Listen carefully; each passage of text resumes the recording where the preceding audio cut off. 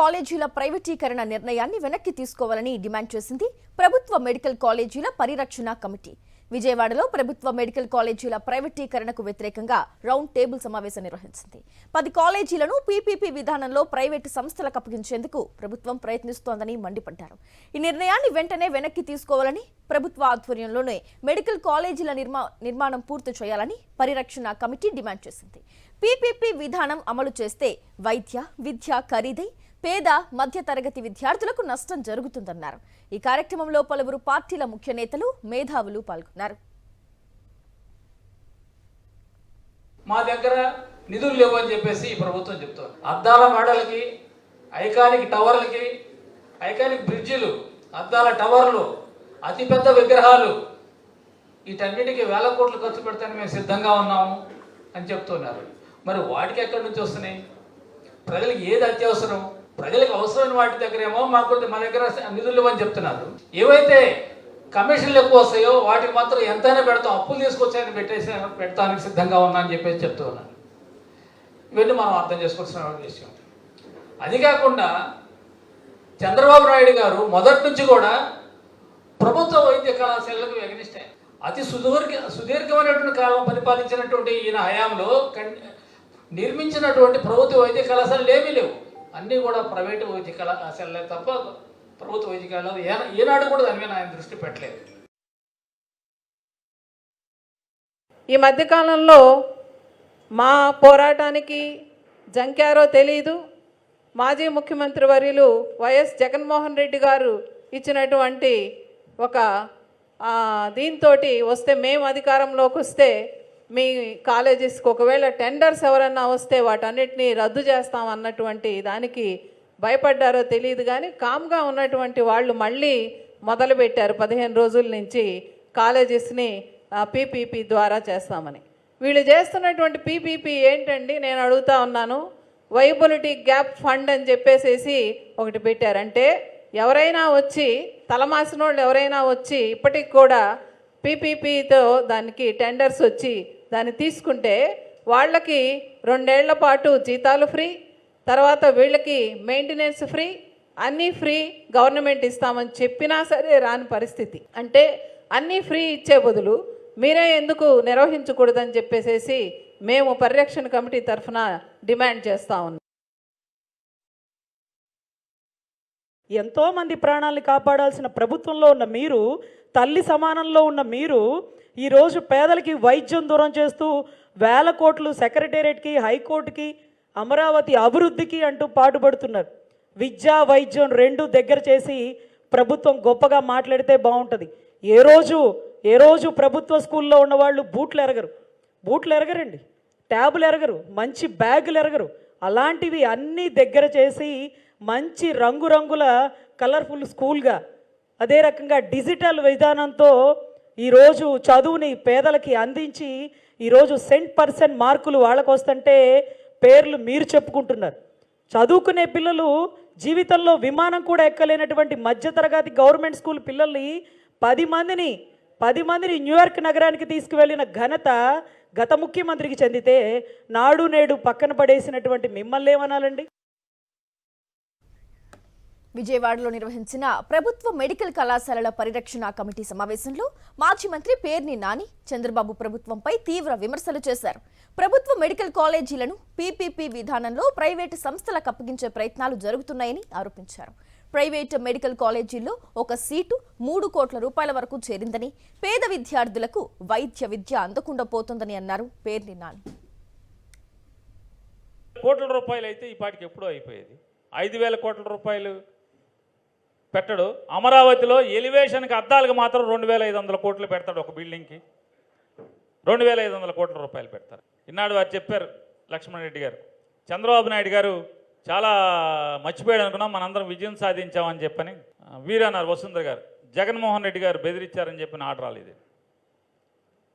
నాకైతే మాత్రం బెదిరింపు అయినేం కాదు. చంద్రబాబు నాయుడు గారు మనతో పాపం చేయిస్తున్నాడు కాబట్టి ఈ పాపం మనకు వద్దని చెప్పిన ఎవడికాడు వద్దనుకున్నారు. అంతేగాని డబ్బులు వస్తాయి అంటే ఎవడు ఆగేవాడు ఎవడు లేడు. ఉరిసే లంచం పుట్టుకుంటే ఉద్యోగం పోద్దంటేనే ఉద్యోగులు ఆగట్లేదు కదా. చైనాలో తలకాయ తీసేస్తారు, దుబాయ్లో తలకాయ తీసేస్తారంటే లంచం తీసుకోకుండా ఆగట్లేదు కదా, తప్పు చేయకుండా ఆగట్లేదు కదా. తలకాయ పోద్దంటే అట్లాంటిది మామూలుగా ఎవడు జగన్ వచ్చి ఏదో చేస్తాడు ఇంకో చంద్రబాబు మనతో పాపం చేద్దాం అనుకుంటున్నాడు. ఈ పాపాలు మనకు వద్దురా బాబు, ఇప్పటికే వ్యాపారంలో చాలా పాపాలు చేస్తున్నాం, మళ్ళీ కొత్త పాపాలు ఎందుకని మానేసి ఉంటారని నేను అనుకుంటున్నాను.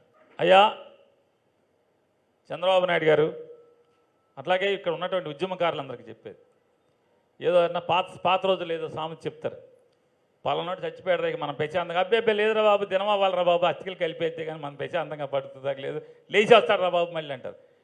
మీరు పొరపాటున ఏమరపాటుగా మనం ఉండకూడదు. చంద్రబాబు నాయుడు గారు పోలింగ్ అయ్యాక కాదు, కౌంటింగ్ అయిన రోజు రాత్రి దాకా కూడా మనం కాసుకుని ఉండాల్సిందే. ఆఖరికి కౌంటింగ్ రోజు పొద్దునన్న ఎవడన్నా కొనుక్కుంటాకు వస్తానంటే ఆ రోజు అన్నా ఉంటాం. ఎందుకంటే ఆపద్దర ముఖ్యమంత్రి హోదాలో అమ్మేస్తాడు ఆయన. ఇప్పటికే చాలా చేశాడు ఆపద్దర ముఖ్యమంత్రిగా. 2004లో ఎన్ని అసలు హైదరాబాద్లో ఎన్ని ఆస్తులు అమ్మాడో పంపకం చేశాడు. ఎప్పుడు ముఖ్యమంత్రి ఆపద్దర ముఖ్యమంత్రిగా ఉండగా, అప్పుడే కాదు 2014, 19లో కూడా పోలింగ్ అయిపోయాక క్యాబినెట్ మీటింగ్ జరిపాడు, ఎన్నో బిల్స్ శాంక్షన్ చేశాడు, ఎంతోమంది కాంట్రాక్టర్లకి బిల్స్ పెండింగ్ ఉన్నాయి శాంక్షన్ చేసి క్లియరెన్స్ ఇచ్చాడు. వెళ్ళి పోట్లాడాడు ఎలక్షన్ కమిషనర్ దగ్గరికి వెళ్ళి, ఎస్ నేను క్యాబినెట్ పెట్టుకుంటా, నువ్వెవడు ఆపటాకి నువ్వని, నేను ముఖ్యమంత్రి అన్నాడు. ఇది పోలింగ్ అయిపోయాక, పోలింగ్కి కౌంటింగ్కి మధ్యలో. కాబట్టి చంద్రబాబు బరితెగింపుని మీరు తక్కువ అంచనా వేయబాకండి.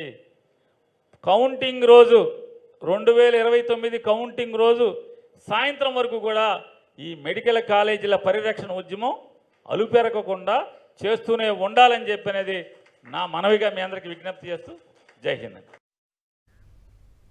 అమరావతి భూసేకరణపై రైతులు తీవ్ర ఆవేదన వ్యక్తం చేస్తున్నారు. ల్యాండ్ పూలింగ్కు భూములు ఇవ్వకపోయినా ప్రభుత్వం బలవంతంగా భూములు తీసుకునేందుకు ప్రయత్నిస్తోందని వాపోయారు. భూమితో తమకున్న అనుబంధాన్ని విడదీస్తున్నారని రైతులు కన్నీటి పర్యంతమయ్యారు. 2015లో భూములిచ్చిన తమకు ఇప్పటి వరకు ప్లాట్లు ఇవ్వలేదని ఆవేదన వ్యక్తం చేశారు. తమ భూములను అమ్ముకోవడం కాదని వ్యవసాయం చేసుకుంటూ జీవనం సాగిస్తున్నామని చెప్పారు అమరావతి రైతులు. విజయవాడలో జరిగిన చర్చా వేదికకు అమరావతిలోని పలు గ్రామాల రైతులు హాజరై భూసేకరణకు వ్యతిరేకంగా గళం వినిపించారు. 1 మంత్ బ్యాక్ నుంచి ల్యాండ్ పూలింగ్కి ఇవ్వమనేసి, ఇవ్వని పొలాలకు ల్యాండ్ ఎక్విజిషన్ నోటీస్ ఇస్తాం, లేదంటే అవార్డు ప్రకటిస్తామని రకరకాలుగా భయభ్రాంతులకు గురి చేస్తున్నారండి. దీని మూలంగా వీళ్ళని ఇక్కడ అఖిలపక్ష సమావేశం అని తెలిసి వీళ్ళ హెల్ప్ తీసుకుందామని వచ్చామండి. ఇప్పుడు మాకు రోడ్లు ఇప్పుడు మేము ఇవ్వచ్చు అండి, 1 ఎకరం పొలం ఇవ్వచ్చు, కానీ 12 సంవత్సరాల క్రితం ఇచ్చిన వాడికి ఇంతవరకు ప్లాట్ లేదండి. వాళ్ళని చూస్తా మేము ఎలా ఇస్తాం? ఇప్పుడు ఏదన్నా ఒక 100% ఇచ్చిన ఊర్లు ఉన్నాయి, చిన్న చిన్న విలేజ్లు ఉన్నాయి. ఒక విలేజ్ని డెవలప్ చేసి అతనికి రోడ్డు వేసి అతనికి ప్లాట్ ఇచ్చి అది చూసి మేము ఇస్తాం కదా. ఇంతవరకు ఎక్కడా కూడాను 2-3 తప్పితే ఈ కట్టుకున్న దాఖలాలు లేవు. ఇల్లు మాకు ఎవరికి రైతుకి ఒక్కడికి పొలం లేదు ఫిజికల్గా, అన్నీ పేపర్ల మీద ఉన్నాయి. ఏదైనా ఒకటి డెవలప్ చేసి మేము ఇలా డెవలప్ చేసాం మీరు ఇవ్వండి అంటే ఇస్తాం. ఎక్కడా లేకుండా మీకు రోడ్డుకి ఎక్విజిషన్ తీసుకుంటామంటే ఎలా ఇవ్వగలుగుతాం? నాకున్నది 90 సెంట్లేనండి. ఇప్పుడు నాకు 2 అమ్మాయిలండి. నేను అది ఎడ్యుకేషన్ చేసుకోవాలంటే నేను వ్యవసాయం చేసుకుంటా చదివించుకుంటున్నాను. మా తాతల నుంచి వచ్చింది అదేనండి. మా నాన్నగారు మా అమ్మగారు చనిపోయారు, నాకు ఇచ్చింది ఆ 90 సెంట్లేనండి. దాంట్లో వచ్చిన ఫలసాయంతోనే పిల్లల్ని చదివించుకుంటున్నాను. నాకు నోటిఫికేషన్ ఇచ్చారండి. మేము ఎవరి దగ్గరికి వెళ్ళినా మాకు న్యాయం జరగట్లేదు. ఇప్పుడు ఇచ్చిన వాళ్ళకి డెవలపింగ్ లేదండి. ఇంతవరకు ప్లాట్ ఎక్కడ ఉందో కూడా కొంతమందికి తెలియదండి. అసలు ఇప్పుడు కొనేవాళ్ళు కూడా ఎవరు కొనరండి. ప్లాట్ ఉంటేనే డెవలప్ అయితేనే కానీ ఎవరైనా వచ్చి కొనడానికి. నా దాని పక్కన రిజర్వాయర్ తీశారండి. ఆ పొలం దగ్గర ఎవరైనా ప్లాట్లు ఇచ్చారండి. మాకు కమర్షియల్ రెసిడెన్షియల్ అని కొట్టారండి.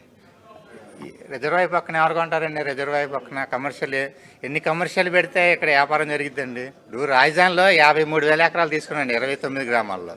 ఇదే డెవలప్ అవ్వలేదు, ఇంకా 2వ పూలింగ్ అని వెళ్ళాడండి. మళ్ళీ చంద్రబాబు ప్రభుత్వం గత 12 సంవత్సరాల నుంచి మమ్మల్ని ఎన్నో విధాలుగా వేదనకు గురి చేస్తుంది.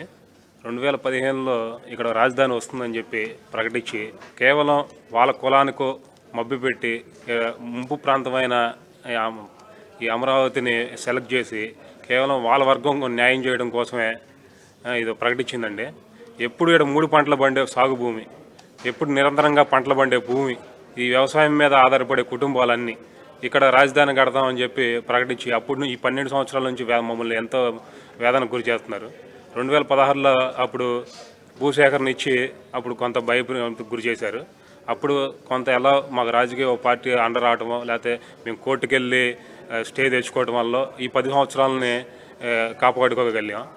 మళ్ళీ ఇప్పుడు రెండోసారి మళ్ళీ గెలిచిన తర్వాత ఈ 53 ఎకరాల డెవలప్ అవతలకి మళ్ళీ రెండో పూలింగ్ అని చెప్పి వెళ్తున్నారు, మళ్ళీ మూడో పూలింగ్ అంటున్నారు. అవన్నీ చూసిన తర్వాత మేము ఇప్పటికి పూలింగ్ ఇవ్వడానికి ఇష్టపడతలేదు. అందుకని చెప్పి మమ్మల్ని ఏదో రకంగా ఇబ్బందులకు గురి చేయటం, మానసికంగా అట్లా అన్నీ చేస్తున్నారండి.